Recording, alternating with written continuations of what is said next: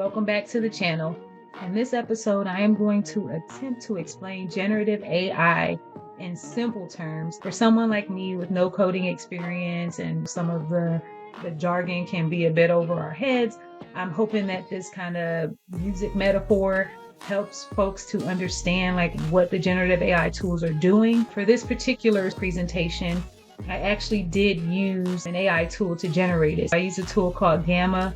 And with that AI tool, you can go and just put like a sentence or two in and let the tool know what you want to have your presentation be about, like what the topic of your presentation is. And it'll spit out a whole PowerPoint presentation with pictures, words, and everything on the slide. This particular presentation is pretty basic. I was just kind of using the free trial version just to see what the tool could do. Actually, with all of the tools that I've used so far, I've just been using the free trial versions just to see what I like about the different tools, which tools are better for what I want to use them for. And then at some point, I know I'm going to have to pay for monthly subscriptions on the tools that I want to continue using. But it's nice to go in and just kind of try some of the free trials. I'll do some videos later on just kind of showing what some of these tools are and what they can do. So in this explanation, generative AI is like the hip hop producer that has access to everything, every melody, every beat, every sound, everything ever made, every track. But instead of just like sampling old track, it creates something new every time, right? That's what the generative AI tool does. So that's kind of where I'm going with this, with just like a music reference and metaphor to explain what the generative AI tools are doing. So a large language model would be something like ChatGPT. I know a lot of people are familiar with that. ChatGPT so far is actually my favorite tool to use, in so much as I start calling it Kit.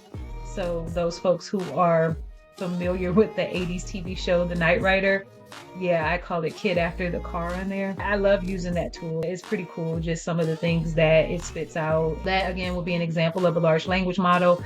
But if we get back to the music reference, that's like a lyricist or an MC that has endless bars. So the lyricist studied the history of language from Shakespeare to street slang. It's just ready to spit bars at the drop of a hat on any topic at any time, like whenever. So the prompt would be like the DJ. The DJ sets the tone and feeds it to the large language model or the MC who's getting ready to freestyle. Prompting and prompt engineering is something that I've focused on a lot as I learn. I think that is like the foundation of using a lot of these models, at least all the tools that I've used so far.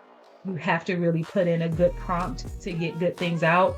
I mean, you can put in like less detailed stuff, but a more detailed, well-written prompt definitely makes a difference in what the tool will spit out for you. It's like a Cypher. The DJ sets the tone, so that's the prompt. What you put into the large language model or what the DJ gives to the MC really sets the tone for what the MC is about to spit. So the MC or the large language model is ready to freestyle, ready to just rhyme and flow once they get that prompt. Then the generative AI tool or the producer is the one or the thing that puts the extra sauce on it.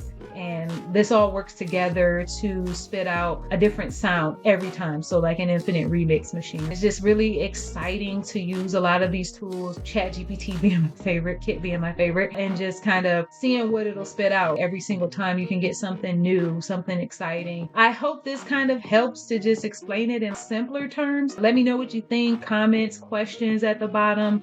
Just, hit me up. I thank you for watching the video, and I will see you next time. Thanks.